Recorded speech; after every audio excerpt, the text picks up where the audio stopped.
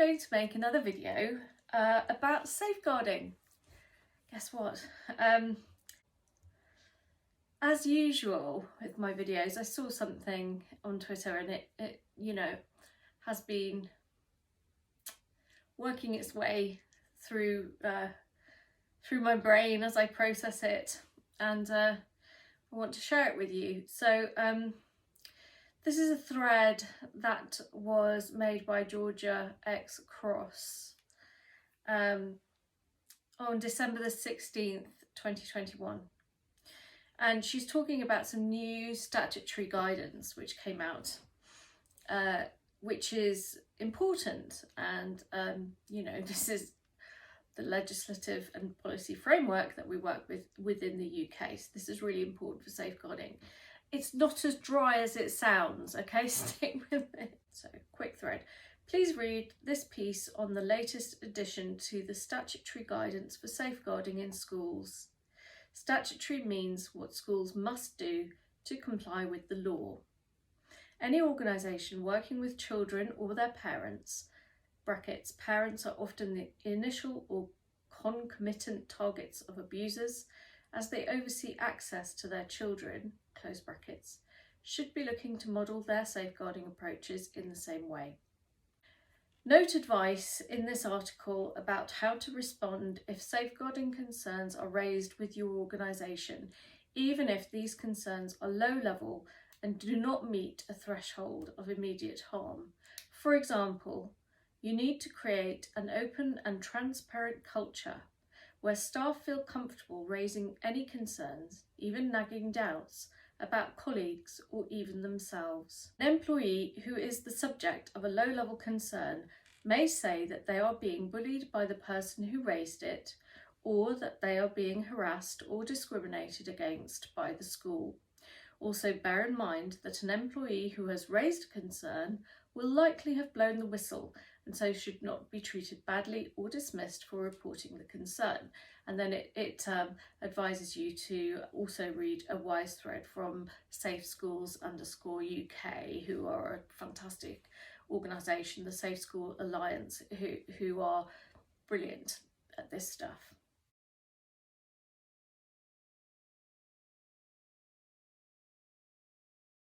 Let's look at the guidance, and this is a document, Keeping Children Safe in Education, Top Tips for Dealing with Low-Level Concerns. So this is an essay written by some lawyers who specialise in workplace issues, such as, you know, teachers in a school or working with a third sector organisation that has contact, direct or indirect, with children.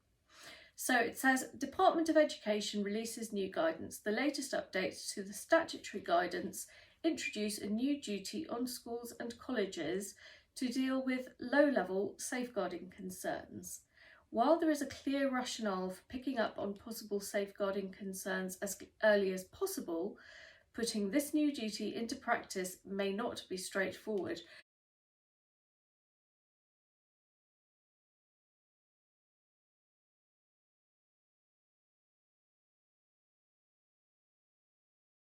Well, the first thing that's not straightforward about it, of course, is that low-level safeguarding concerns are the kind of things which might worry you and might make you go, how do I feel about that? I'm not sure.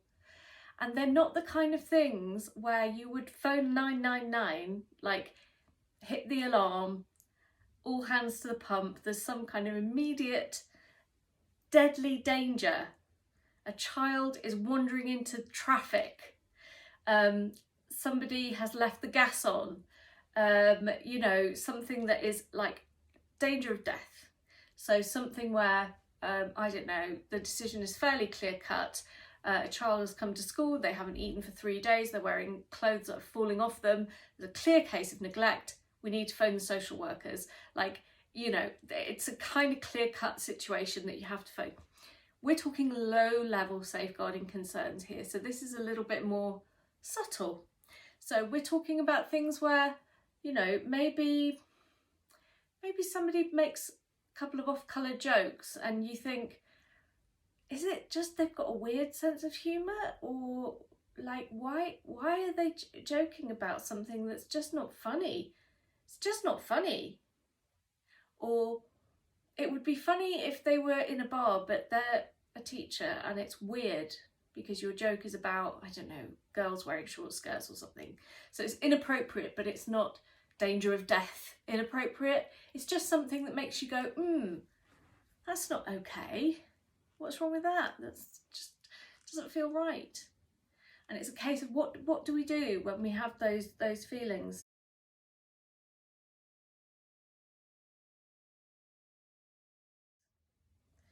So it says, read our top tips for implementing the new guidance.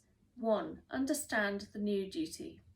Schools and colleges must ensure that they promote an open and transparent culture in which all concerns about adults working in and on behalf of the school or college are dealt with promptly and appropriately. This enables you to catch any inappropriate or problematic behaviour early and potentially minimise the risk of abuse. Under the new guidance, schools and colleges must deal with low-level concerns as well as more serious allegations that meet the harms threshold, i.e. allegations that might indicate a person would pose a risk of harm if they continue to work with children in a school or college.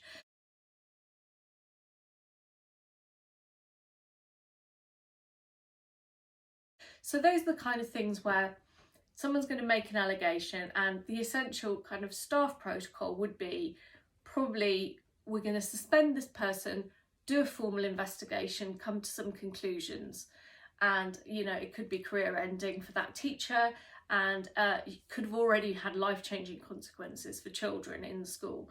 So really serious stuff.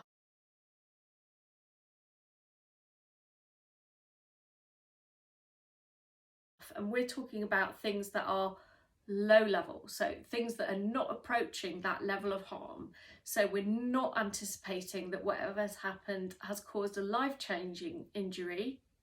We're not anticipating that what we're talking about has got to the level where you would go, do I consider a suspension at this point? Is it dismissing? Is it like a firing offence? It's low level stuff. So a low-level concern is any concern that an adult working in or on behalf of a school or college may have acted in a way that is inconsistent with the staff code of conduct, which isn't serious enough to meet the harms threshold. The facts and context will, of course, be key here, but examples in the guidance include 1. Being over-friendly with children, 2. Having favourites, 3. Taking photographs of children on their mobile phone, 4. Engaging with a child one-to-one in a secluded area or behind a closed door, or 5. Using inappropriate, sexualised, intimidating or offensive language.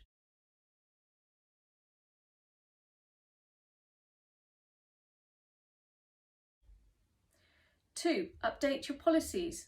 Schools and colleges should have a low-level concerns policy within their staff code of conduct and safeguarding policies. This should set out what a low-level concern is and the importance of sharing these, as well as emphasise the purpose of the policy. You should also set out how you will deal with a low-level concern, i.e. it will be referred to the head teacher and appropriate and timely action will be taken. Ensure you also cover how you will deal with a concern raised via a third party. So that means a concern that's raised by a parent or by somebody that comes in to work at the school. Maybe they're a sports coach that comes in to supplement the sports offer. Maybe it's somebody that comes in and gives a speech, or maybe it's a charity that you're contracting for some mental health support or some other function at school. I don't know.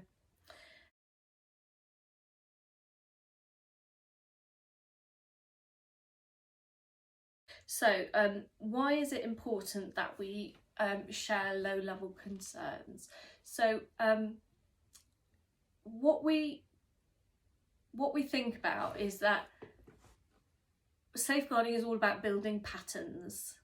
So what we're talking about here in terms of low level concerns is we're talking about how do we highlight the things that could make a pattern or might not. Because if you were to look at a random pattern of paint splatters, the kind of person that has a pattern recognition brain might find a pattern in there, even though it's all completely random. But if it is random, usually we will at some point be able to say, right, well, that looks fairly random. And the more things that are in a pattern, like they're in a, you know, triangular shape or whatever, the more people are going to say, I can see a triangle there.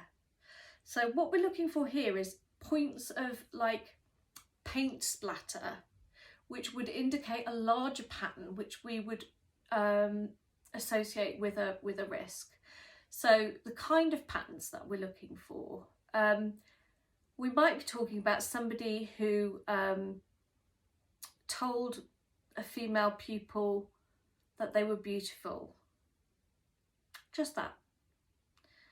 On its own, that doesn't rise to the level of harm that would trigger phone the social workers, you know, this child is at risk, suspend the teacher and all the rest of it. But it's a disciplinary offence because this is inappropriate and it's showing favourites and it is having time alone with a child. You're having a private conversation that just relates to the two of you. So these are all reasons why this one comment would be a reportable comment. You should report this along the line of management because this is the kind of thing that should be picked up and it should be recorded. So this one incident is at some point Trevor the maths teacher called Annabelle in year 10 beautiful, right? That's it. So then another thing happened on a school trip and Trevor, the maths teacher, said to a group of girls that were on the back seat of the bus, you should drink Diet Coke because then you won't put any weight on because, you know, you want to keep your lovely figures. And again, a staff member reported this because it wasn't inappropriate. The girls just giggled, nobody made any sign of feeling uncomfortable, but it's just a bit off. Why would you comment about girls' bodies? Girls' bodies, it's not okay for an adult man to comment on girls' bodies.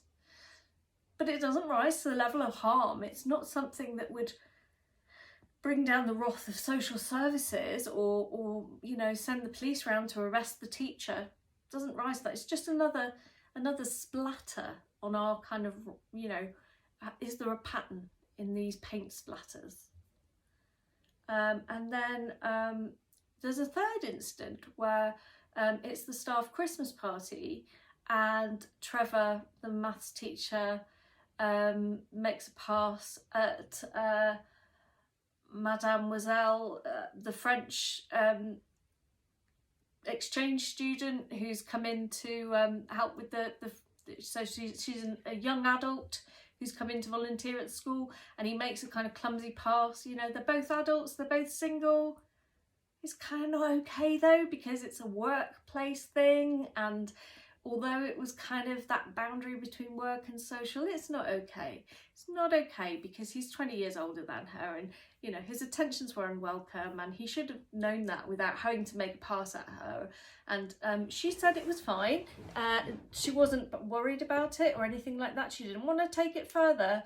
But another teacher noticed it going on and this is another paint splatter. So now we've got a number of different incidents that create a picture of this Trevor the maths teacher, and what we're building up is a picture here where he's not really sure about boundaries.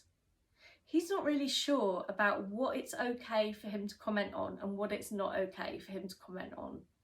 I mean, you know, that's a possible explanation. It's possible, worst case scenario, this guy's a groomer and he's actually testing boundaries because he's a predator and he's looking for access, because predators are looking for access and opportunity, and they're looking for social cover. So they're looking for a context in which that they can have that access. So worst case scenario, he could be a predator, but you know, on balance, he might be, and I would say it's possibly more likely that he is just an awkward person who doesn't understand boundaries and really needs to do some work on that. So how would you deal with it? Well, this policy is saying that this should be a process. So someone senior to him should take him aside, and perhaps it's not as formal as a disciplinary meeting, you know, bring your union rep along. Perhaps it's a little bit more informal than that, but it can be informal as long as it's recorded. All of this has to be recorded. It has to be put down in writing. There has to be a paper trail for this, because patterns are only evident when you've got all the different paint splatters to look at. If you're only looking at one paint splatter, you don't have a pattern. And without the details about all the other paint splatters, you don't have evidence of anything. So the idea is that by noticing these patterns before anything major happens, we can spot where we might be either inadvertently providing social cover for predators, or allowing awkward people to make other people uncomfortable by accident, or not providing the training requirements that young people have when they come to us. Maybe they've not learnt this stuff. We're talking about low-level concerns here, because these are things that we think can usually be fixed.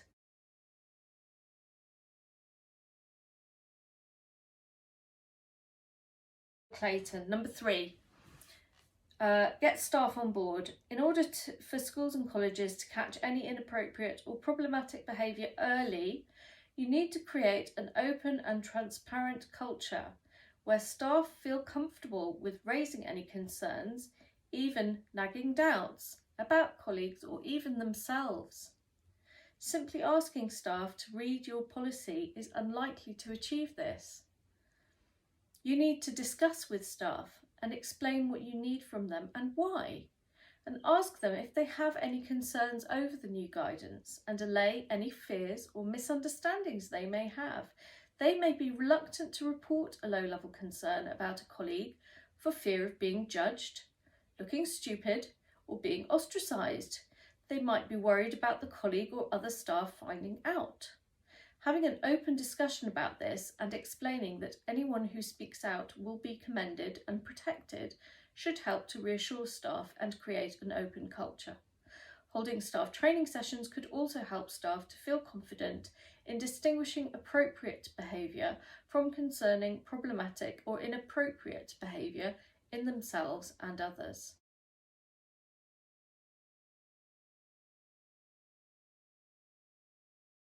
You know, it sounds kind of simple, but there is a lot of stuff in there. So first of all, this thing about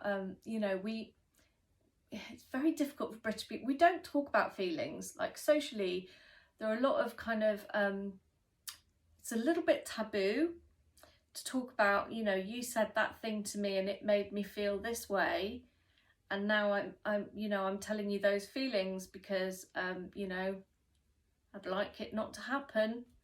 Again, that's kind of really difficult conversation for British people to have in the main. We don't do this well, and particularly people that haven't had mental health treatment or mental health training or therapy or whatever, you know, don't have this self-improvement thing going on where you kind of look for things that you could improve about yourself and try and correct them. So the idea that you might look at your own behaviour and think, maybe it's not okay. I'm thinking back in terms of my own behaviour, I'm thinking back to making a comment about a girl who was a friend of one of my children and making a personal comment about her, and then realising that's not okay. Why am I making a personal comment about this girl? It doesn't, why? It's not appropriate. And like, my daughters don't need to know my opinion about this girl. So it didn't rise to a level of harm. My children weren't damaged by it. This girl wasn't aware of it. I didn't then go out and shout it in the street or anything, but I did make a comment, you know, and that is the kind of thing where that's a low level concern that I had about myself. I didn't need to speak to anybody else about it, but I was able to become aware of it myself and make a commitment that I wasn't going to do that again, because I didn't want to be the kind of person that makes people feel uncomfortable, made inappropriate comments about my children's friends, or, you know, whatever. And it doesn't really matter whether or not anybody else is there to hear it. I would know.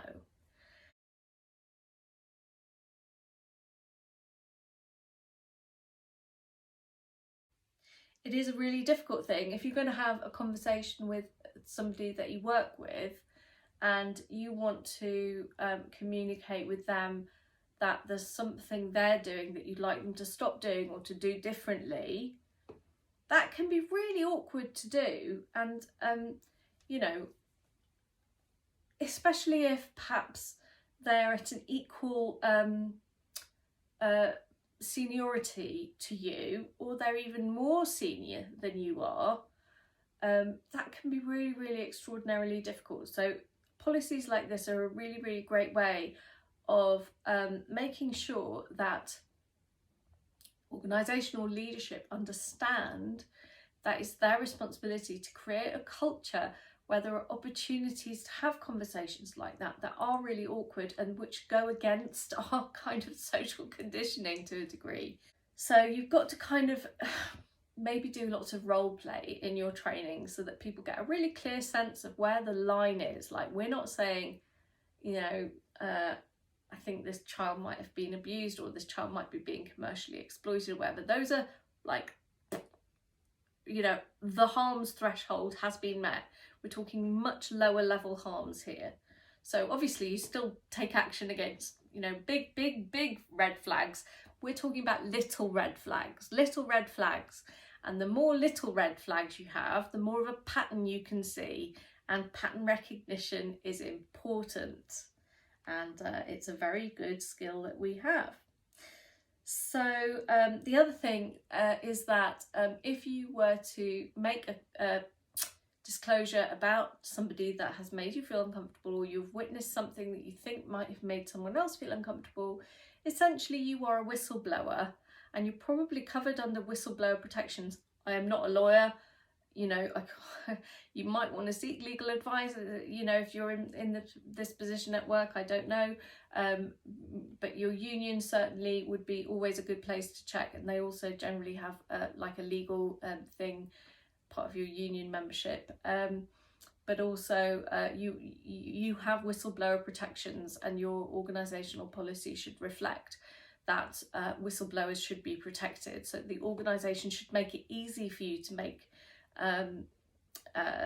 statements about low-level concerns, low-level safeguarding concerns, and they should make that process easier for you.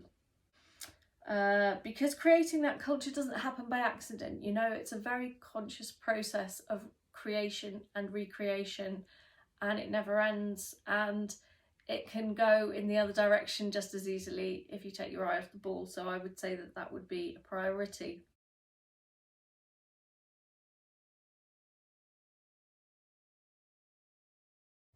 It's really important that we think about safeguarding. I'd really like to see us pay more attention to it. So thank you for your patience sticking with this video. There will be more content coming about safeguarding soon. So thank you so much for your patience with the channel. Thank you for listening to me talk about safeguarding again. And it won't be the last time. And yeah, see you soon.